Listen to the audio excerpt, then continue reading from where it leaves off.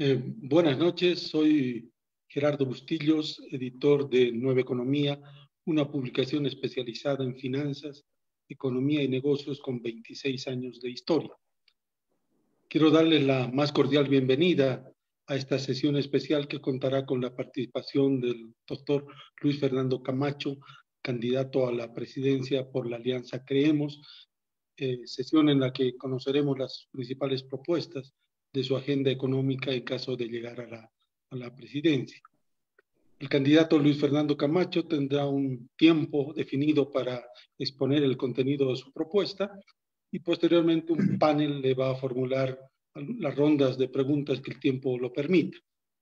Vamos a recibir también algunas consultas de los asistentes que sean enviadas por el chat y está previsto que esta sesión dure 60 minutos. El panel que formulará las preguntas está integrado por los periodistas de Nueva Economía, Pavel Loaiza, Valeria Urioste y Yusenin Durán. Está también acompañándonos el periodista de Santa Cruz, Hilton Heredia, él es especializado en economía. Y tenemos también en el panel a Javier Aliaga, él es investigador de INESAT, que es uno de los principales centros de generación de pensamiento económico en el país.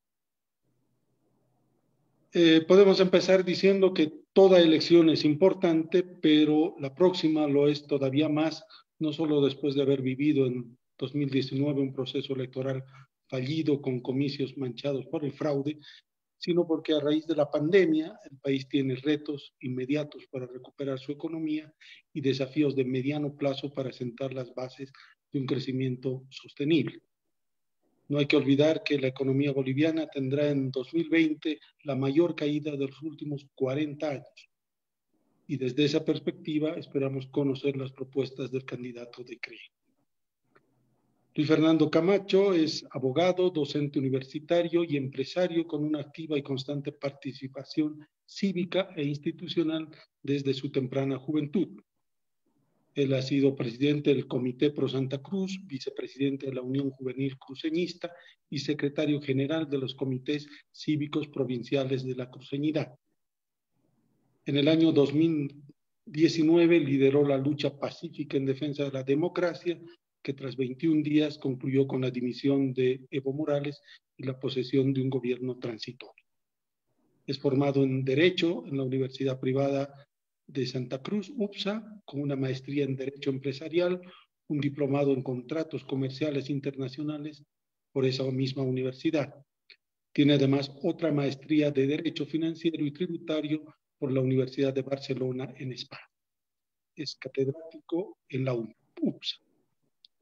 Como joven empresario, formó parte, junto a su familia, del Grupo Empresarial de Inversiones Nacional Vida y de las empresas pertenecientes a esa corporación. Las únicas dos recomendaciones que gentilmente le hacemos al doctor Camacho es que pueda limitar su exposición al tiempo que le hemos asignado y que, en la medida de lo posible, trate de evitar cualquier alusión ofensiva a sus adversarios. No queremos saber cuán malos son los demás, lo que queremos saber es cuán buena es su propuesta para que le otorguemos nuestro voto. Buenas noches y bienvenido, doctor Camacho. Empezamos a correr el tiempo de su exposición. Perfecto, muy buenas noches, gracias por esta oportunidad.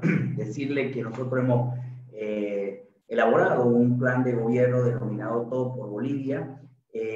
Decirles que no soy político, no van a encontrar en mi respuesta rebuscada ni esquiva, sino como respuestas concretas como lo que nosotros somos, y por eso es que yo le voy a pedir, me pueda usted permitir que nosotros podamos poner aquí en la pantalla nuestro plan de gobierno, no solamente como un modo de seguimiento al mismo, sino como respaldo de nuestra propuesta y confianza en que esa propuesta se está poniendo en consideración de ustedes para que sea un respaldo y se demande en caso de que no lo cumplamos. Te quería pedirle permiso para poder compartirla la propuesta.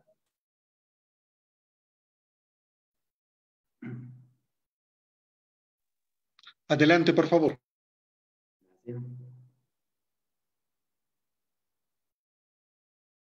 Ya le aparece en pantalla, ¿correcto?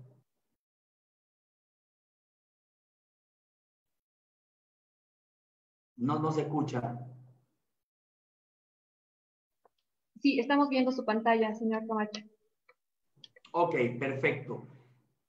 Como les decía, este es el plan de gobierno elaborado todo por Bolivia. El plan se elaboró en el mes de febrero, sin embargo ha ido conteniendo modificaciones en función de nuestra realidad. A pesar de no tener la certeza del tamaño del problema en nuestra economía real, a consecuencia de la pandemia y obviamente de la cuarentena establecida, hemos ido acomodándolo y seguramente vamos a hacerlo en función del tiempo y va a ser puesto en la página de Creemos conforme vamos teniendo mejores luces respecto a la situación real. Nuestro plan de gobierno se basa en 6 pilares fundamentales, que primero es la transformación política. Perdón, doctor. Transformar el viejo sistema político que tenía como concepto que es una profesión la política y también lleva adelante lo que es querer generarlo como un oficio normal y no una verdadera vocación de servicio. La segunda es la reforma del sistema de justicia, que debemos construir un verdadero sistema de justicia. Vamos a crear la carrera judicial, no solamente teniendo los mejores profesionales estudiados en la materia, sino idóneos al cargo. El tercero, que es la universalización de los servicios públicos y que busca, obviamente, acelerar la universalización de los servicios públicos, centrándonos especialmente en la calidad de la educación. La cuarta, que es la transformación de la economía, que es manteniendo la actual estructura plural de la economía, pero se debe potenciar el rol del sector privado para que nosotros podamos promover la inversión tanto interna como externa. La quinta, que es la Bolivia creativa e inteligente, que buscando la utilización y los avances tecnológicos ya existentes, tenemos que aprovechar en esa oportunidad, modernizar e innovar nuestra economía, tenemos que diversificar la producción y entrar a nuevos nichos de mercado. Y la última, que es la descentralización de verdad, que la actual crisis sanitaria nos ha dejado claramente que el centralismo no ha funcionado, no nos ha dejado más que el reflejo de un sinnúmero de falencias en nuestro sistema de salud. Por lo tanto, nosotros planteamos la profundización de la descentralización como un escenario claro en estos 5 años para que podamos dar. Es más, en el proceso de la descentralización nos planteamos que en los primeros 2 años haya una clara descentralización en el sistema de educación y salud. Nos vamos a ir directamente a la exposición, en este caso, que es la parte económica. Aquí está. La transformación de la economía. De todos modos, está el plan de gobierno para, en caso de que quieran ustedes poder leer toda nuestra propuesta. Nos vamos a centrar directamente, como acordamos, en la parte de la transformación de la economía, que es lo que planteamos. Para ello nosotros planteamos claramente una concertación en un escenario de lo que es introducir a la Constitución el Consejo Económico y Social como ese espacio de debate y de encuentro entre el Estado y los agentes privados de la economía, esto es, los empresarios y los trabajadores, y poder poner en marcha todas las medidas que sean correspondientes para que podamos recuperar y transformar la economía. Entre las medidas de concertación debemos trabajar en un gran acuerdo de competitividad, en un gran acuerdo de competitividad para que establezcamos la senda clara de la evolución de la renta y salario y lo hagamos. Todos los acuerdos que se puedan hacer se hagan en función a la realidad del país, a la necesidad de los sectores, hablamos del empresarial y el trabajador, y obviamente que no se hagan en base a acuerdos políticos.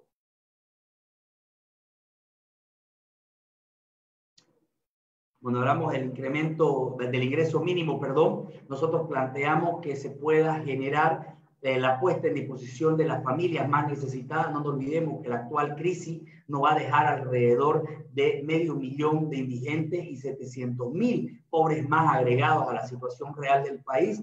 Buscamos dar la posibilidad, no de dar dinero en efectivo, sino el mecanismo de otorgar tarjetas en la que contengan 500 bolivianos mensuales por familia y que puedan dar la posibilidad de que esas tarjetas sean para adquirir alimentos y de esa manera poder paliar la crisis y evitar convulsión social durante los primeros 18 meses que buscamos dejar por lo menos tranquila, mejorar la economía para poder suspender esto en 18 meses. Esto se va a hacer en tarjetas que se van a dar por familia y abonar 500 bolivianos. No solamente van a ayudar a formalizar el mercado, sino también van a ayudar a que los alimentos sean consumidos por las familias, mover la economía y obviamente poder paliar la crisis. También vamos a hacer lo que es la eliminación del IVA en los medicamentos y alimentos, no solamente por una cuestión de poder darle la posibilidad de un mejor mercado a los productos nacionales, sino también de poder generar movimientos económicos y tranquilidad también en las familias para poder adquirirlo.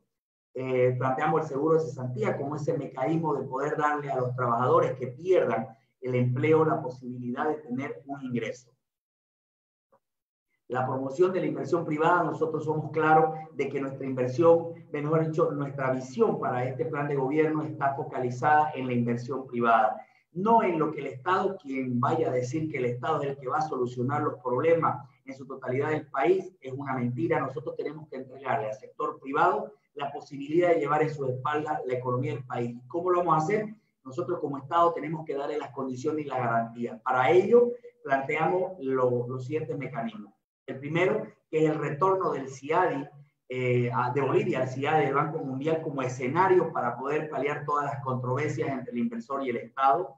La segunda, que es una nueva ley de inversiones que tenga verdaderas medidas y fomenten obviamente lo que es la inversión productiva de los actores privados. La tercera, que es garantizar la independencia de los órganos de control y fiscalización, que son los actuales, para que puedan tener esa independencia de no estar a disposición del órgano ejecutivo, sino tener independencia total y actuar de la mejor manera, sin la visión política, y obviamente que sea con una selección pública, transparente y que tenga los mejores profesionales idóneos. El cuarto, que es un periodo de 5 años, nosotros planteamos deducir del impuesto de las utilidades de las empresas todas aquellas inversiones que hagan el sector privado, de lo que tenga que ver en la capacidad instalada, en la transformación o en la modernización de procesos industriales. Con eso vamos a dar la posibilidad de que sigan invirtiendo, generar el movimiento de la economía y sobre todo la creación de nuevos empleos.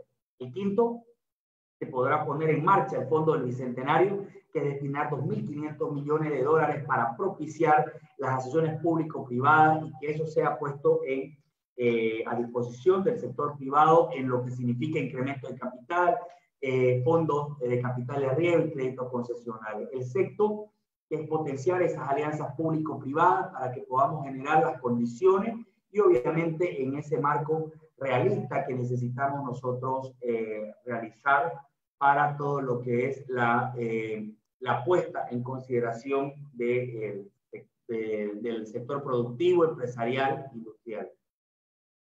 La actualización de la reforma tributaria, nosotros somos realistas de que el actual sistema tributario está desfasado, no se ajusta a la realidad, tiene muchísimos años. Sin embargo, ni el movimiento al socialismo, que ha podido tener o ha tenido 2/3 de voto, ha podido modificarla. Somos conscientes de ello. Sin embargo, buscamos crear el mecanismo de consenso en un escenario de concertación de toda la sociedad para que se pueda generar un nuevo instrumento. Mientras eso suceda, nosotros sí tenemos la posibilidad de generar las siguientes medidas de forma inmediata, es como la de institucionalizar el servicio de impuestos nacionales, la aduana nacional, para poder darle tranquilidad a los contribuyentes y que no sea motivo de persecución. También la administración tributaria va a ser pionera en la digitalización de todo el sistema para darle posibilidades y desburocratizar todas las gestiones al contribuyente. Y hasta que tenga, como le decía, esta nueva ley tributaria, vamos a adoptar primero lo que son la prescripción en 3 años, la universalización de la factura en lo que respecta al crédito fiscal, no tenga que ver solamente con el rubro en el que ejerce la actividad, sino pueda realizarlo de forma tranquila relacionada con el contribuyente. Se va a poner también en marcha el aguinaldo tributario, que el aguinaldo tributario no es otra cosa que la de posibilitar que todo el crédito fiscal acumulado en la gestión, que no se ha utilizado obviamente por el contribuyente, y a modo de ir también formalizando el mercado y estimulando la solicitud de factura y de esa manera movilizar el mercado formal, todo lo acumulado hasta fin de año de ese crédito fiscal no utilizable va a ser devuelto en efectivo al contribuyente en un 10% del total acumulado. Esta medida va sin duda a fortalecer, como le decía, el sistema tributario, lo que es ayudar a que se emita la factura, la actualización y la modernización de la Ley General del Trabajo, absolutamente lo mismo. Tenemos una ley del trabajo que necesitamos sea actualizada, sin embargo, hasta la fecha no ha podido hacerlo ni siquiera con 2/3 del movimiento del socialismo, y este es el mejor de los escenarios para establecer la misma mesa de concertación, el mismo escenario generado para que el sector trabajador, empresario y con asistencia de la OIT podamos tener la tranquilidad de que sea elaborada una nueva Ley General de Trabajo que establezca la realidad de los trabajadores, del empresario, y podamos tener una ley actualizada y basada en la realidad.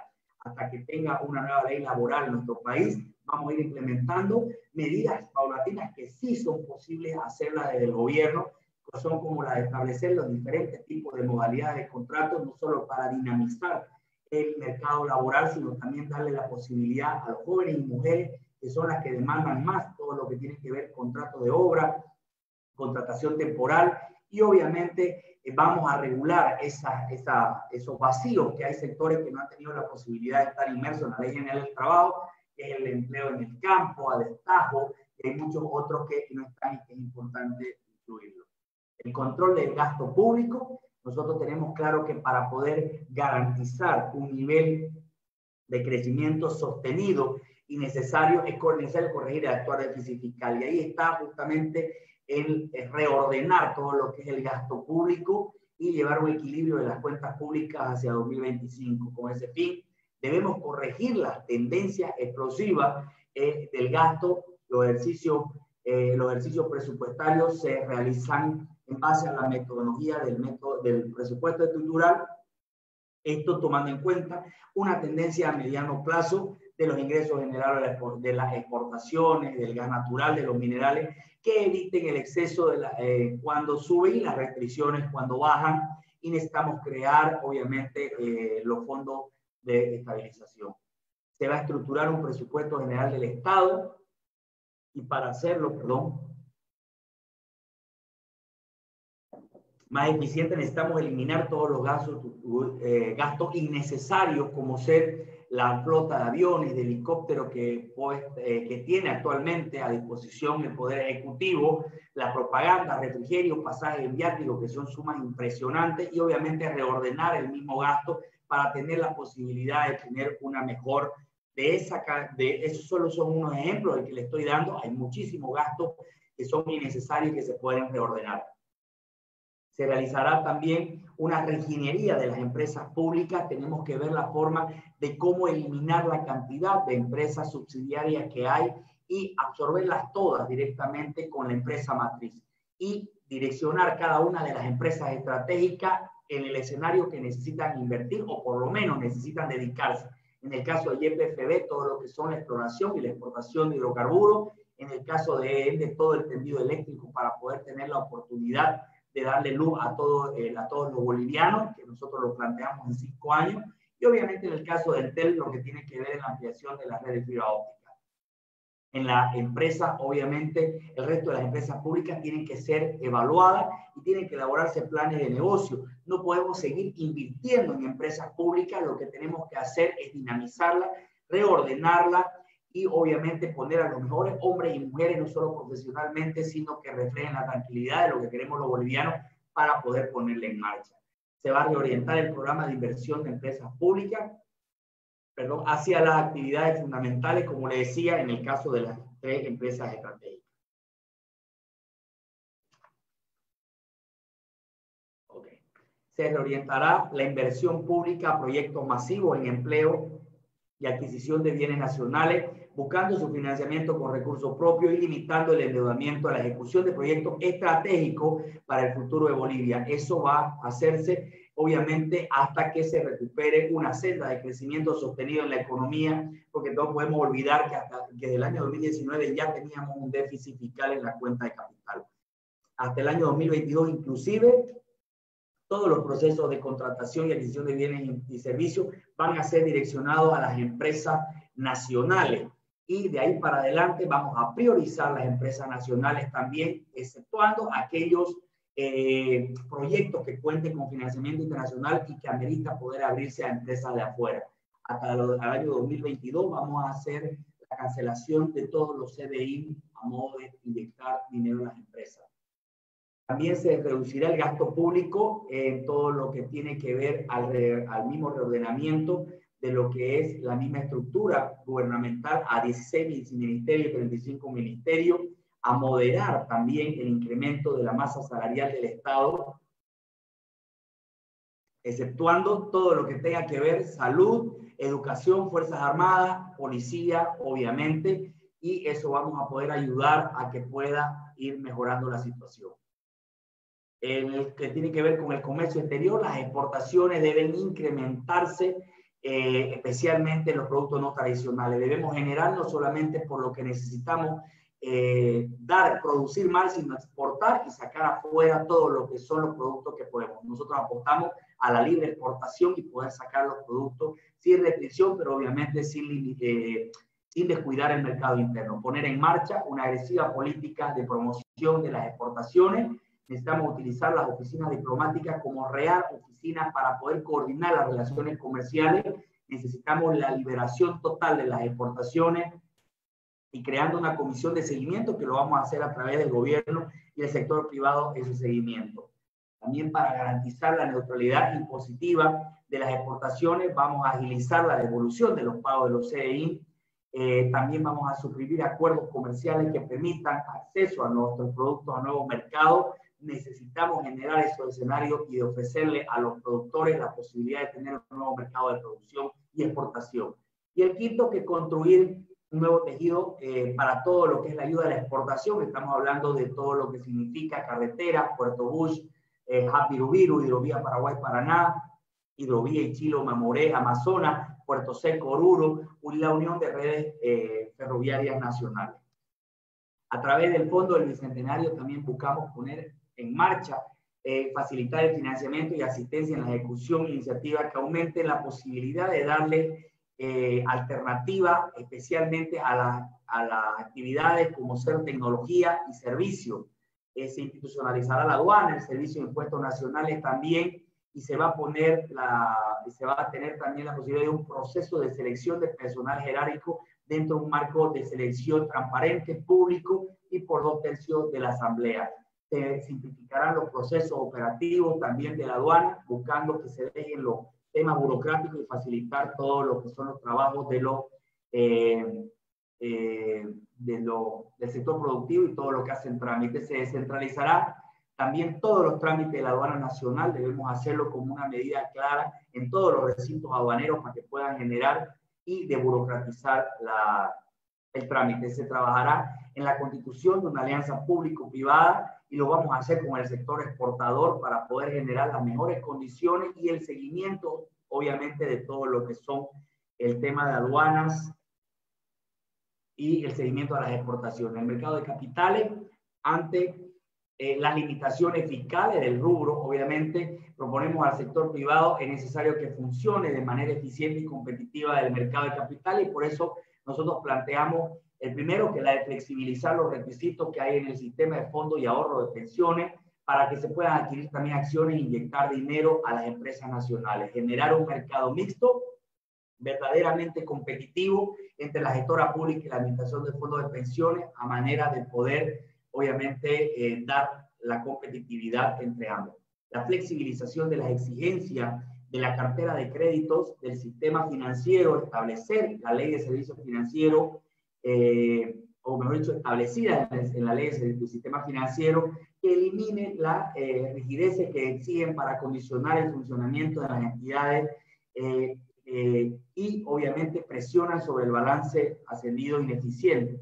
También buscamos reordenamiento del balance de la banca pública, de lo que es el Banco de Fomento, para que podamos orientar los recursos hacia el sector productivo estratégico para el futuro de la economía, de lo que respecta a la micro, mediana y pequeña empresa. Y obviamente en el corto plazo, ante la necesidad de financiamiento de la economía, después de la crisis, se ajustará también todo lo que tiene que ver al crédito en el mercado. Otorgar independencia técnica, legal, administrativa a la autoridad del sistema financiero, que hablaba justamente en todo lo que es el ente regulador, y que sea también de manera transparente, pública y por 2/3 del Parlamento. Eso es lo más que he podido sintetizar, lo más rápido y ejecutivo respecto a la propuesta.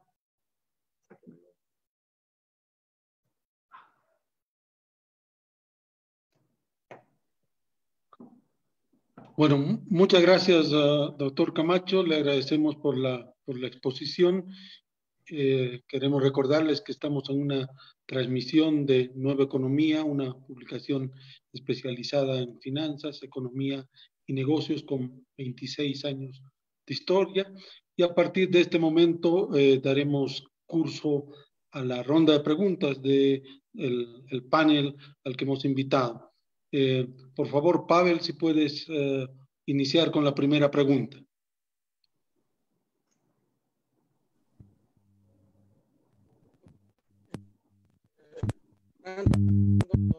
Creemos que es muy importante de lo que decías en tu exposición,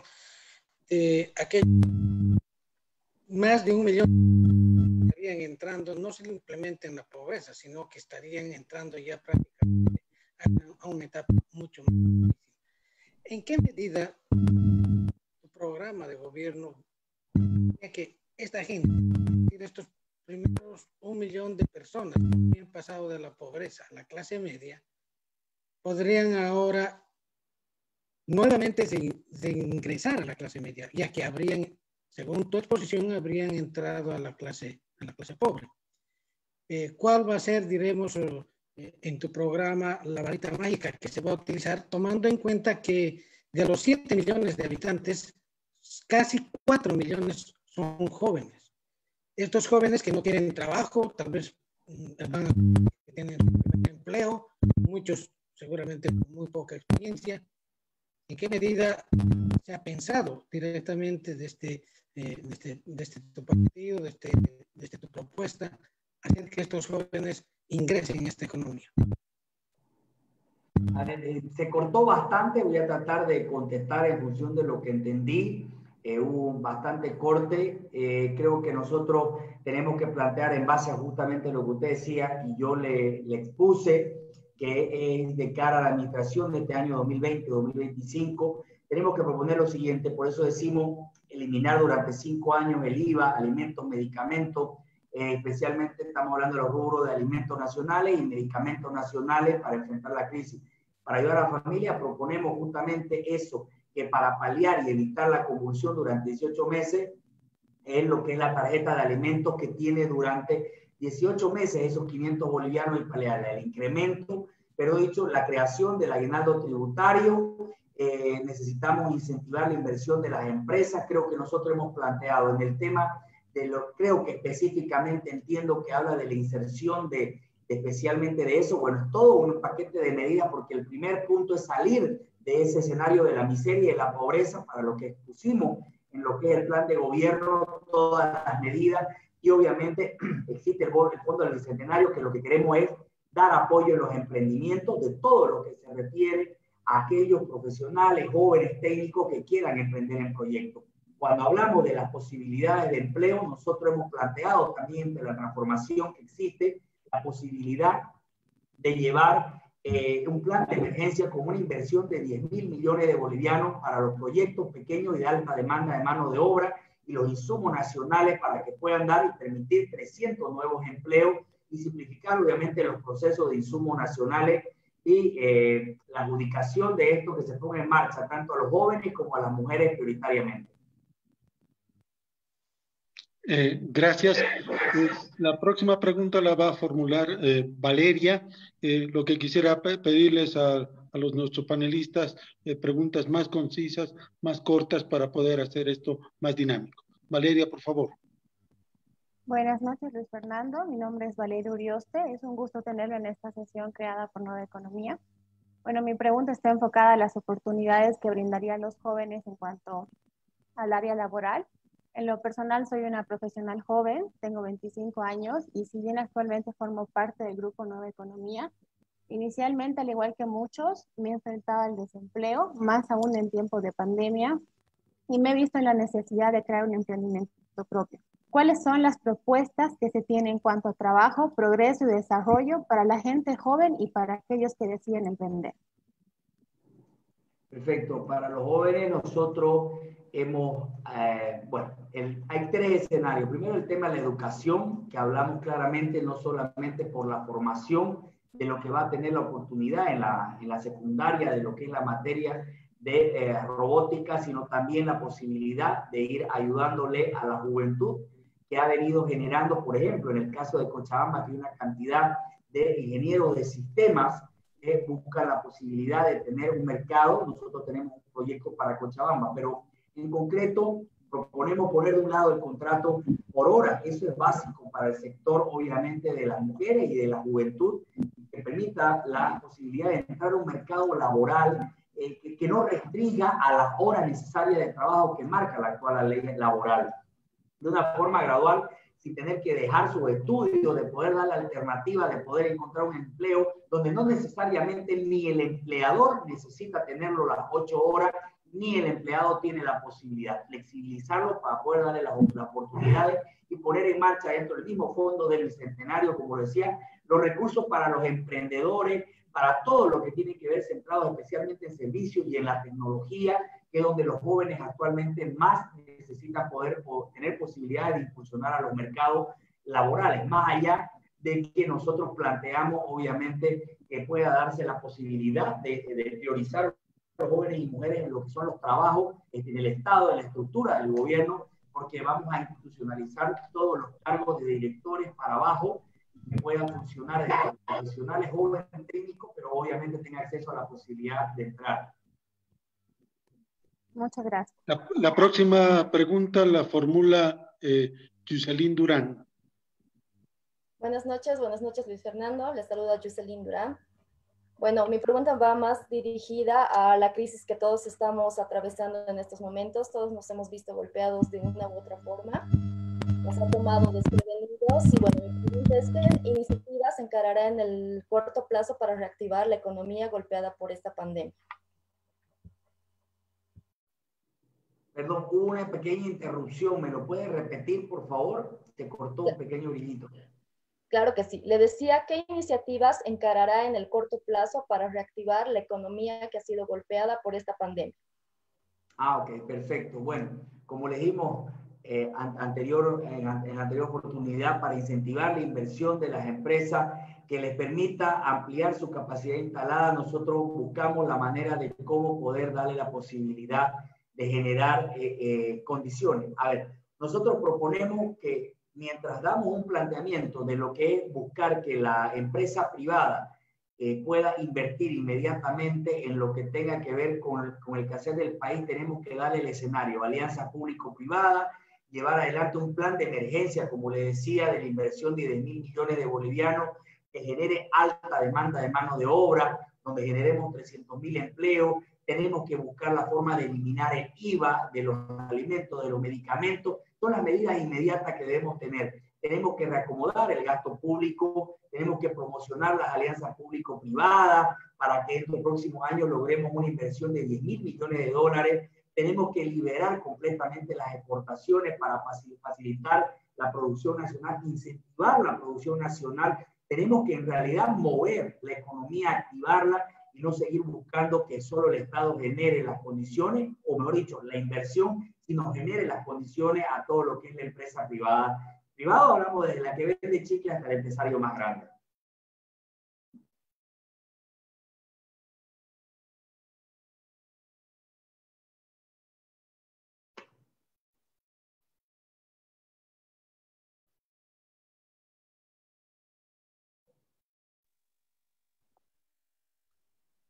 Invitamos a Hilton Heredia para que pueda hacernos la siguiente pregunta, por favor. Buenas noches, señor Camacho. Gracias, colega. Muy amable por la invitación. ¿Me copia bien, señor Camacho? Perfecto. Bueno, usted debe saber que la producción de gas ha caído a sus niveles más bajos en la última década. La mala política hidrocarburífera encarada tanto por el MAS como el actual gobierno de transición están complicando el futuro de los bolivianos. Y también debe saber de que, bueno, la economía boliviana se mueve en base al gas. En ese ámbito, señor Camacho, me gustaría saber, en esa política de transformación que usted habla, cómo va a encaminar, cómo va a enfocar la economía a partir de la pérdida de los mercados que se prevé tanto de Brasil como de Argentina. No he escuchado en su propuesta algo específico sobre ese tema. Claro que sí. A ver, primero que nada, por la seriedad del medio y justamente el conocimiento de los periodistas, creo que es importante mencionar que todo lo que usted ha hablado del sector hidrocarburo y justamente del gas que va, el año pasado tuvo un ingreso de 2.000 millones de dólares. Esos 2.000 millones de dólares respecto a lo que es el PIB, estamos hablando que solo representa el 5%, no es la fuente principal de ingreso en lo que significa el país. Sin embargo, nosotros hemos dicho claramente que lo que buscamos es generar las condiciones de que el yacimiento se dedique a la exploración, básicamente, y genere la posibilidad de que podamos encontrar más fondos, mejor dicho, más campos gasíferos, hidrocarburíferos, para poder generar sin duda eso. También hemos planteado lo que tiene que ver el hub, de lo que es la red para poder llevar gas de un lugar a otro sin la necesidad de generarlo nosotros, solamente con ponerle un pequeño monto que vaya a poder llevarlo. Sin embargo, es claro que nosotros debemos invertir en la producción de lo que tiene que ser el sector productivo, que es básicamente eso, pero no olvidar que el sector petrolero o hidrocarburífero necesita fuerte inversión para poder invertir, para poder llevar adelante, encontrar más pozos y poder generar exploración y exportación de hidrocarburos. Gracias. Es el turno de nuestro invitado Javier Aliaga de INESAC. Javier, por favor. Gracias. Muy buenas noches, Luis Fernando. Un gusto estar aquí. Gracias a Nueva Economía por la invitación. Quisiera decir que empezar diciendo que he leído el programa de Luis Fernando en detalle. Lo he leído muy a conciencia y he podido identificar algunos ejes de discusión. Me voy a centrar básicamente en dos, en el tema de hidrocarburos, que ya lo tocó el colega Hilton, y en el tema de inversiones. Mi primera pregunta tiene que ver también con el tema macroeconómico. Y me parece muy bien lo que decía Luis Fernando, de que los próximos 18 meses son claves. Yo creo que muy pocas veces un presidente va a tener tantos desafíos en tan poco tiempo. Estos próximos 18 meses son fundamentales. En ese sentido, mi pregunta es más que qué va a hacer Luis Fernando, cómo lo va a hacer, porque ya nos ha dicho qué va a hacer. Ahora yo quisiera que nos plantee cómo lo va a hacer. Y una primera pregunta que me gustaría hacerle es sobre el tipo de cambio. Las últimas cifras muestran que las reservas internacionales han bajado significativamente. Incluso están por debajo de los niveles que nosotros esperábamos.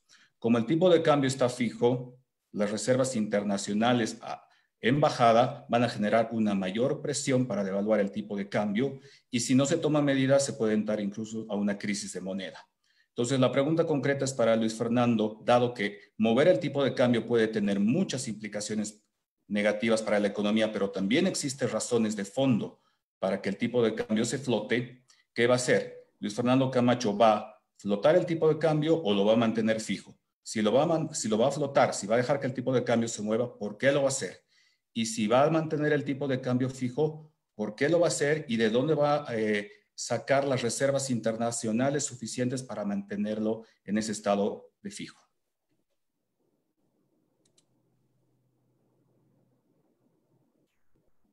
Es la única pregunta que tiene, perdón, es para consolidar el entendimiento. Sí, es que son varias rondas, Luis Fernando. Después haré otras preguntas.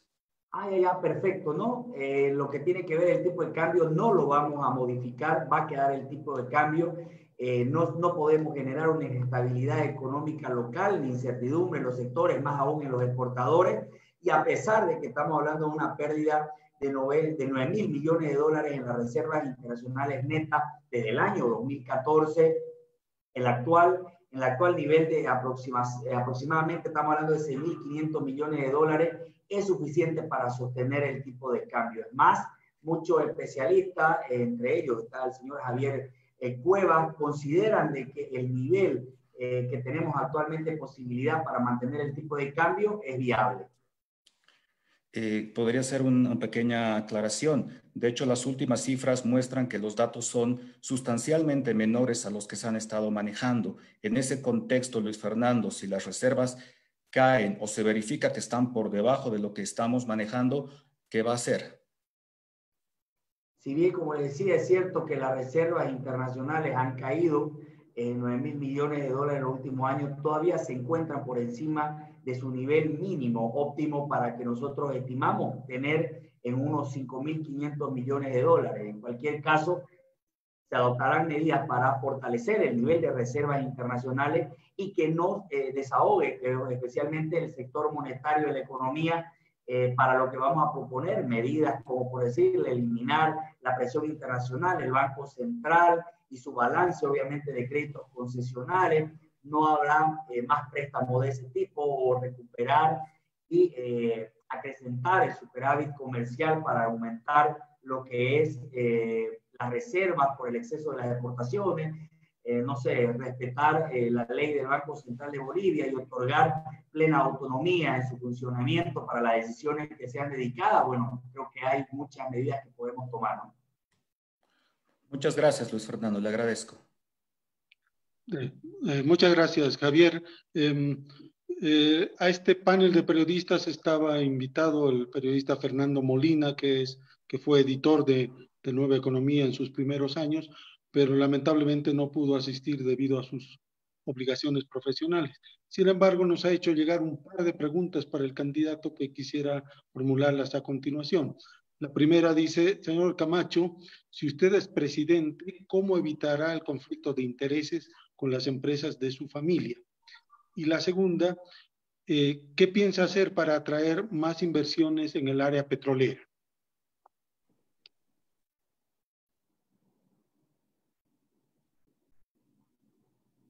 Bueno, primero, la primera pregunta es muy interesante, especialmente con lo que tiene que ver justamente esta entrevista, el tema de la economía.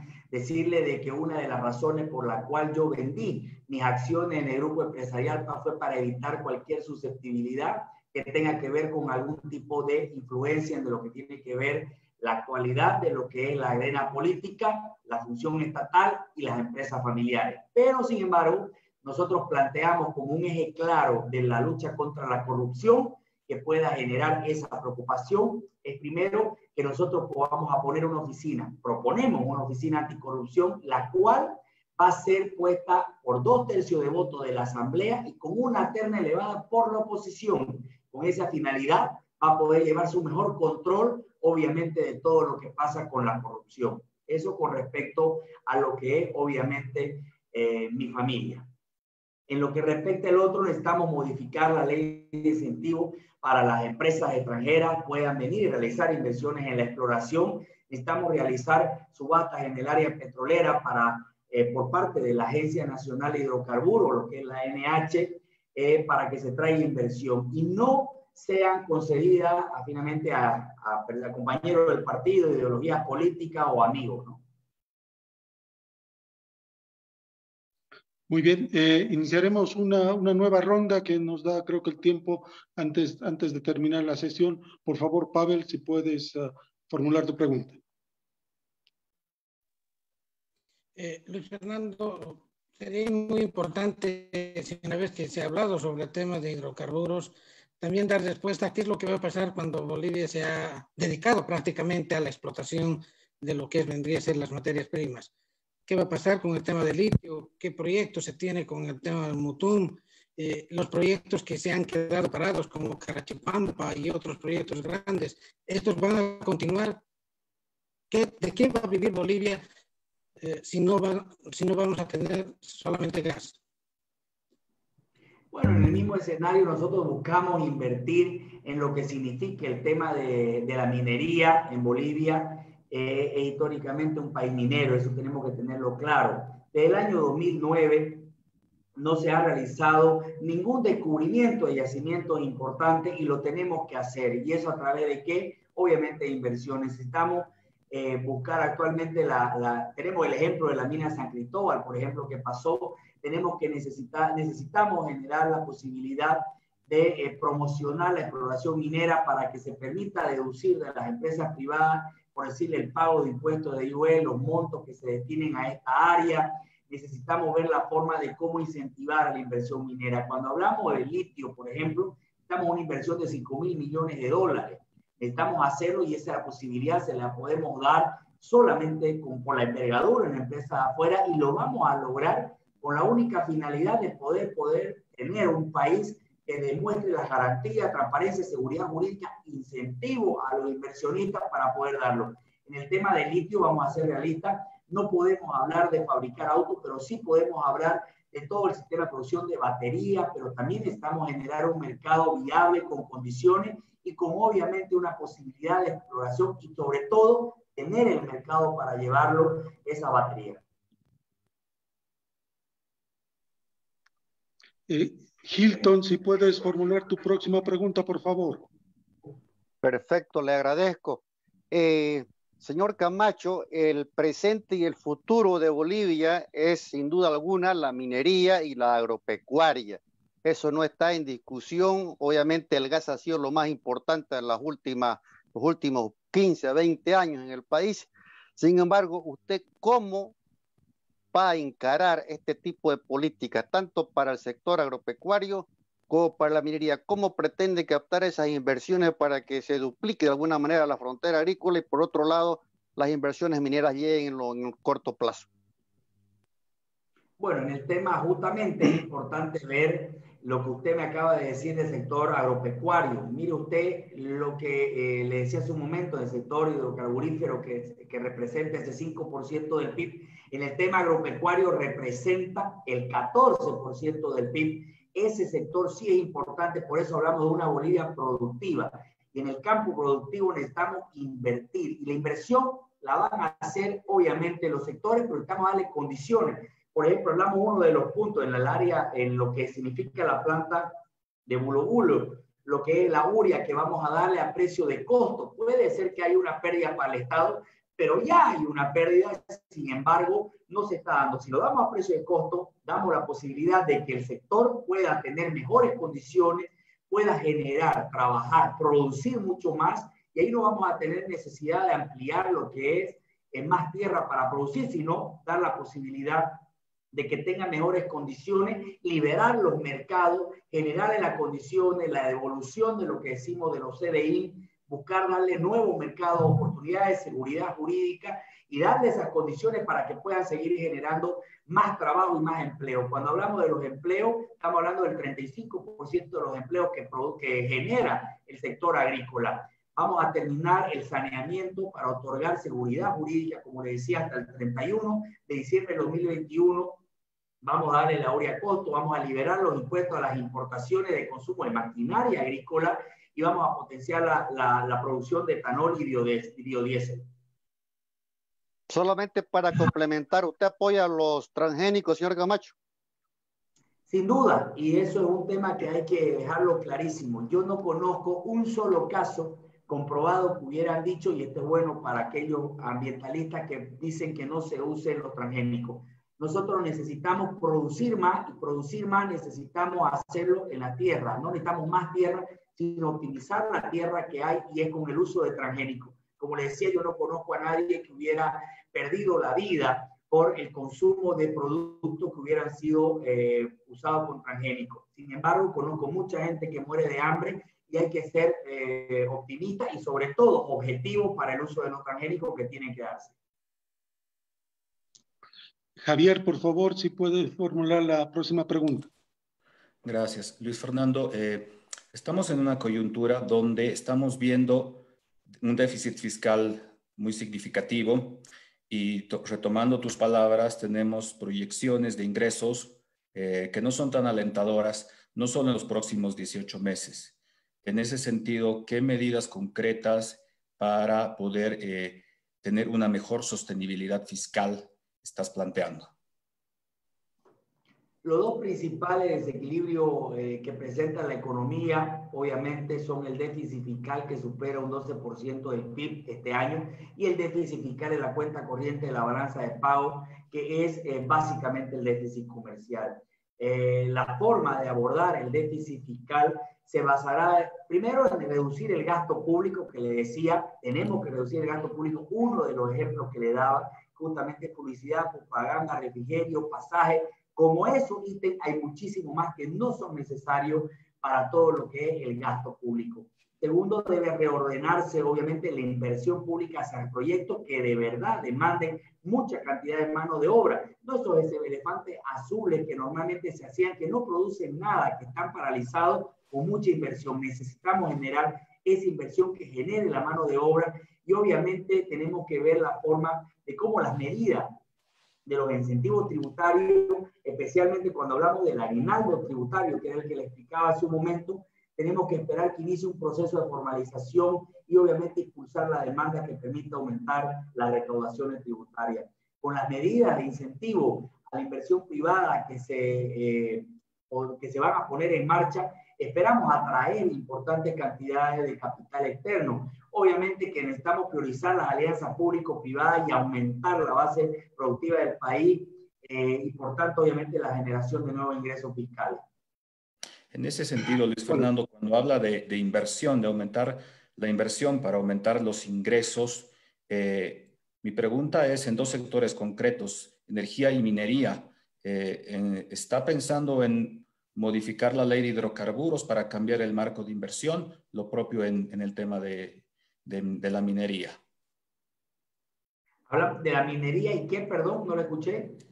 De modificar la ley de hidrocarburos para generar un mejor marco de inversiones. Lo que nosotros estamos planteando es más bien cambiar la ley de inversiones en la cual se generen las garantías, los mecanismos de incentivo que puedan darle esperanza al inversor de que quieran invertir. Necesitamos generar al sector minero, especialmente a las empresas que van a invertir en el sector minero de hidrocarburos, esa nueva ley de inversiones que genere la verdadera garantía de seguridad jurídica a los inversionistas. Bueno, muchas gracias. Hemos cumplido nuestro tiempo. Lamentablemente no vamos a poder concluir la ronda de preguntas. Queremos agradecer al doctor Camacho por haber hecho un espacio en su apretada agenda. Agradecer también a nuestro panel de periodistas con Pavel Loaiza, Valeria Urioste, Yuselín Durán, a Hilton Heredia, que ha tenido la gentileza de acompañarnos desde Santa Cruz, y al investigador Javier Aliaga. Si quiere un minutito para despedirse, doctor Camacho. No, agradecerle muchísimo por la oportunidad y la exposición en este medio tan importante, obviamente como es Nueva Economía. Agradecerle muchísimo la posibilidad de difundir lo que es nuestro plan de gobierno y bueno, hasta en otro momento a sus órdenes. Muchísimas bendiciones. Bueno, y muchas gracias también a todos los que nos han seguido en esta transmisión de Facebook Live. Muy buenas noches. Buenas noches.